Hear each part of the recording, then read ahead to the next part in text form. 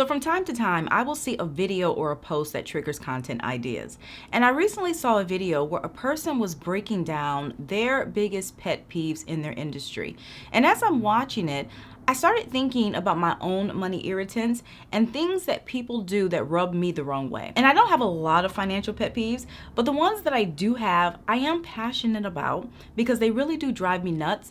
And because these are finance and money related, which is something that everyone deals with, some of you might understand exactly where I'm coming from. So my first pet peeve is humble bragging. And this isn't my number one pet peeve, but it is definitely high on the list. And I would say that it might be like my second or third annoyance, especially when the person doing this makes it very obvious that they want others to know how much they earn or how much they spent on something. And this is something that I think has always bothered me, because even when I think back to when I was a kid, like in those preteen years, before I even knew what humble bragging was or that there was a term for it, I would notice people doing stuff like this, and it used to always annoy me. And for anyone who might be confused about this definition, or maybe you've heard the term but you don't know exactly what it entails, it's basically when someone attempts to mask bragging by complaining or making a humble statement. So they might say something about not liking their job, but instead of following that statement with what they actually dislike about it,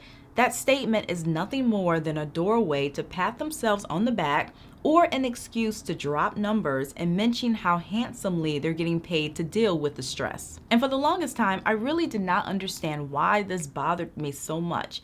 But then I read an article explaining why humble bragging is more irritating than outright bragging, and then it all made sense. And obviously, I can't speak for anyone else, but for me personally, the way I see it is, if you want to brag, just do it. If that's where the conversation is headed, I would much rather you be upfront with me than have you insult my intelligence by disguising the brag with a humble statement as if I don't know what you're trying to do. The second pet peeve is when people expect all advice to apply to them personally. This is work related, and it doesn't only apply to finance, so anyone who creates educational content will probably understand exactly what I'm talking about. As a content creator, I don't give personalized money advice. I'm talking to an audience, which obviously includes people at different financial stages. There are some people who know a lot about money, some people who know a little, and others who know nothing at all. So as I'm outlining videos and I'm coming up with talking points, I have to remember that I'm creating content for everyone, which includes people who know absolutely nothing about money. So sometimes that will mean including an obvious tip in a video. Because whereas a person with some financial knowledge might automatically know to include a particular step, another person might not.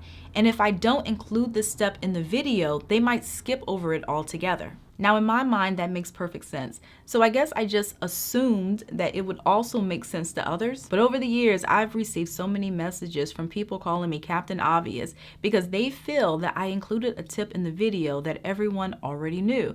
And every time I have to kindly explain that just because something is obvious to you does not mean it's obvious to another person. We're not giving one-on-one or personalized money advice, so you really should not expect every single tip to apply to you.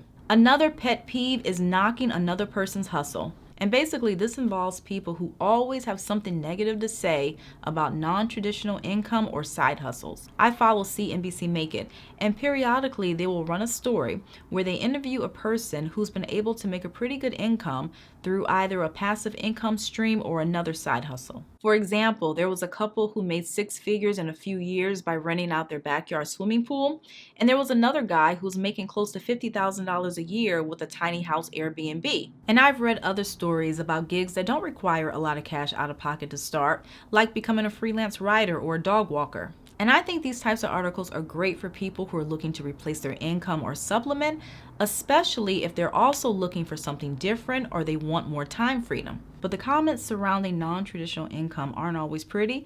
Some are positive, but there's also a lot of negative ones. And there are people who will call a person lazy just because they don't have a traditional job. And for the life of me, I don't get it. I really don't understand that mentality. But for some people, Unless you're clocking in at a job every day, unless it's traditional, unless you're getting a salary from an employer, in their mind, you're not really working. But I look at it completely different. And if a person feels unfulfilled at their job, I think it's amazing if they're able to make a living by thinking outside the box. Another pet peeve is when a person who knows nothing about money always has something to say. And I'm always stumped when I see people do this. It might be a case of misery loves company because they're not doing well financially, they want to drag others down with them, or maybe they're in denial and think they're doing better than they actually are. There have been times in the past when I've known for a fact that a person did not have a firm grip on their finances because they told me, yet they would sometimes be the first to speak up and give an opinion or offer money advice. And of course, the advice would be wrong. It's one thing to make money mistakes and then advise a person not to do what you did, but that wasn't always the case.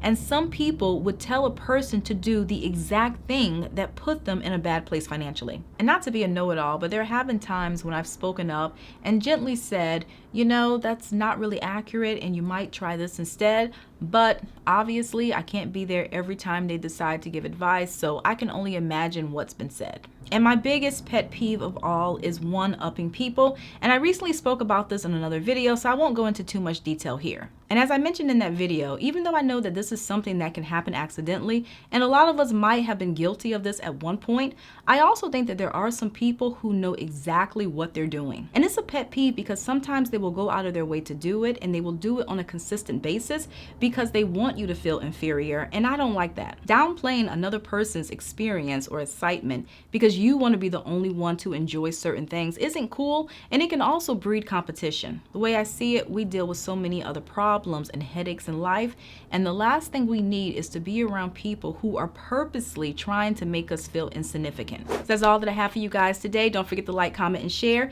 and also subscribe if you like personal finance and you want to see more videos like this. I typically post every weekend, so thank you again for watching, and I'll see you in a few days.